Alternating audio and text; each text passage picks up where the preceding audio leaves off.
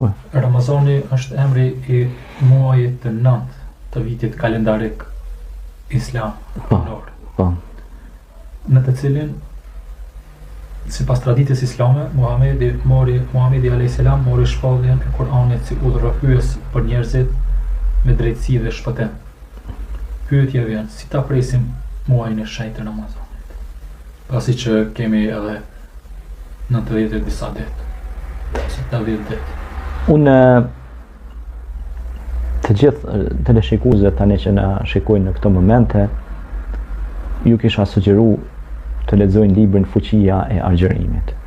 Është një ndër botimet e mia, Fuqia e Agjerimit, që prag të Ramazanit besoj do i marrim edhe disa ligjërata në qytete dhe takime të ndryshme së bashku.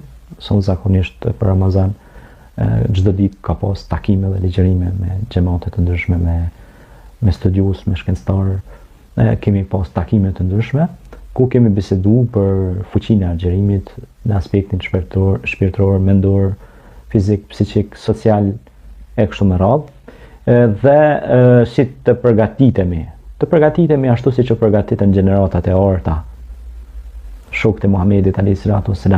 Ata luteshin me muaj për para, o Zot mundson ata përjetojmë këtë muaj të bekum, me lutje, me dua, me socializim me fukaran, socializim me jetimin, nevojtarin, me buzëqeshje, me sadaka, me ngrohtësi shpirtërore, imanore, vllaznore.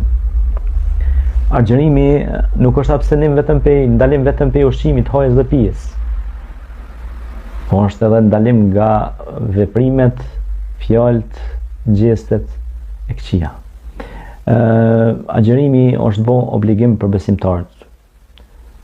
Zoti ka thënë Kur'an, o ju të cilët keni besu, ja ju halledhina amenu, u është bërë obligim agjerimi. Kutiba alejkum alladhina min qablikum la'allakum tattaqun, pra është bo sijami obligim sikur se atyre që ishin përpara jush. Andaj, ky obligim që është bo pra nga për agjerim, ne duhet të përbahemi. Agjerimi nuk është vetëm zbutje ose të hollim i linjeve trupore, por agjerimi është edhe vibrim ose këndellje ose kthjellësi e spektrit metafizik dhe shpirtëror. Pra, çka do të thotë përmes kësaj? Kjo është çështje e futurizmit shpirtëror, e ardhmja e shpirtit njeriu. Nëse shpirtat bëhen clean, pastrohen, atëherë këta shpirta, këta ruha, të pastërt, do formojnë forume dhe do formojnë, do thot, kënde ose prizma ose trupa geometrik që do të formojnë komunitete dhe bashkësi, të cilat komunitete dhe bashkësi do sjellin dashuri, atë dashuri, besim, mirëqenie, solidaritet. Kemi pa shpesher dhe në Ramazanin që kaloi që janë shtruar shumë iftare për të varfrit, jetimet, bonjaket. Nuk është qëllimi vetëm të ushqimit që ne japim ushqim, po është qëllimi i afrimit të rasteve sociale që edhe aty në shpirtërisht të afrojmë që shpirti i tyre qetësohet, po edhe mendja e tyre qetësohet dhe ata të fillojnë të analizojnë dhe të fillojnë pse jo të gjejnë një punë të re. Unë shpesh takimet e mia jam mundue që t'i suportojmë me punë të reja, t'i suportojmë me aktivitete, që t'i angazhojmë, se nuk është puna që nuk ka punë, po thjesht mungon motivi i punës. Ne duhet i motivojmë njerëzit, që këta njerëz të kenë motiv për jetë së pari, pastaj punë ka boll.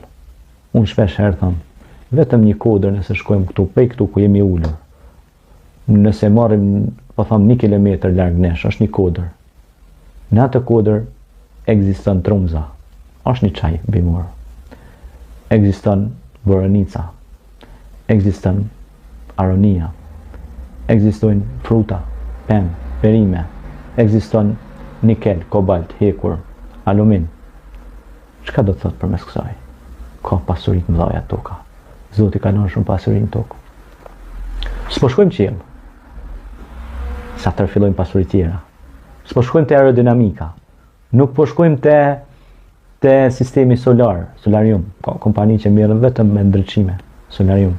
Pra ka shumë benefite toka e Allahut, ka shumë, po Zoti thot Kur'an, siguria. Të ketë siguri. Për shembull, vjen investitor, po duhet të ketë siguri, duhet të ketë siguri. Kurani flet për sigurinë. Nëse unë shkoj me mbledh ato lule, unë duhet të jemi sigurt, ato trumza, ato pemë, ato gjëra që ti paketoj, duhet të kem sigurinë. Që të bëjnë shitblerje. Të punoj me halal. Në kohën e pejgamberëve të Zotit kishte siguri, sepse ishin besimtar. Besimtari, a e vran besimtarin? Jo, kurse si. Besimtari e nënçmon besimtarin? Jo, kurse si. Besimtari e motivon besimtarin? Po, gjithsesi.